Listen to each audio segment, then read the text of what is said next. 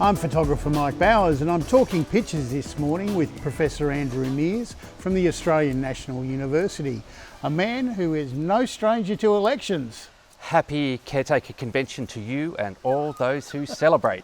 Mate, the Governor-General on Friday said A-OK, but I'm not sure she was A-OK with the time. I hope she was out of her PJs. It was 7 a.m.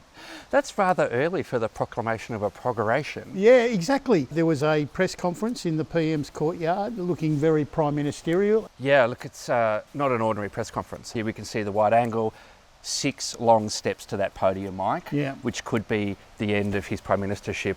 We saw the appearance of the Medicare card. He, again, wants this attention on Medicare, and he knows that that picture will get published again and again. Brett Lethbridge's cartoon has got opposition leader Peter Dutton saying this is going to really sweep them off their feet as the Prime Minister pulls the carpet out. We've been in selection mode for quite a while, so it didn't all come down to just this week. Yeah, no, that is true. This cartoon by Peter Brolman, it's on your marks, get set, spend. Jim just chucking out money. We're going to see a lot of money given out on both sides, aren't we? I think the dollar figure is important, but it's what that is associated with and how does that relate to you. Wes Mountain has got him buying a valve. E for election, please, a second term, as they're playing the electoral wheel of fortune. I had a close look at that wheel, Mike. It is not one of fortune. Look at it. Tariffs, trade war, Trump.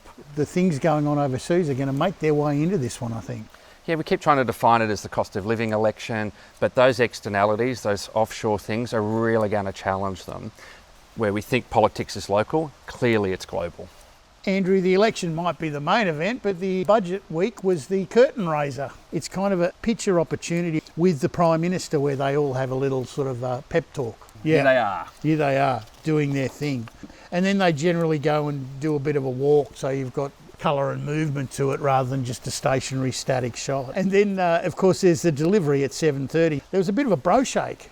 Did you notice that? It was like the old Prime Minister and the Treasurer did the old bro.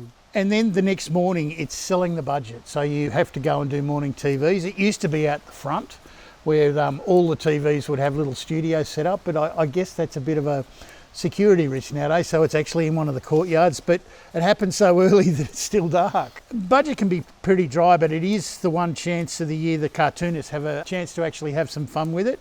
Johannes here on the Australian has played on the Back in Black mugs that were brought out a few years ago for Back in the Red with Jim's face on it.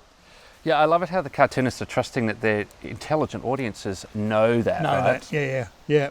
Kathy Wilcox has done the classic race here with the finish line as Trump 2.0. Was that a finish line or a hurdle, Mike? Well, yeah, probably a hurdle, I'd say. What's going on with Dutton? Is that a dog whistle? Yes, I think that's what Kathy's saying. David Rowe has done the aisle 25 shopping trolley, of course, with the cost of living, but also threw in Trump for good measure.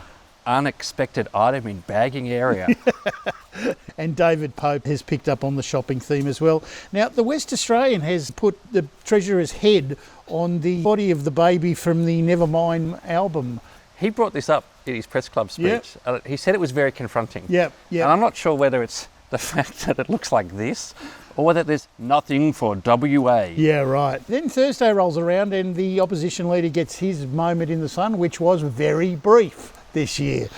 So happy to be there, Mike. Mark Knight has picked up on the fuel discount that they announced in the budget reply piece. How far can this thing get? And one of the more bizarre moments was the fishiness that happened in the Senate as Green Senator Sarah Hanson-Young took a full salmon in and did the stinky fish thing. I now know why the Senate is so strict on props. Yeah, that's right. But I do love the rest of the Greens here playing along with the smelly bit. They're adding to it for you. Mate, well, good luck in the next 5 weeks. I hope we all survive it and I'll let you do the honours.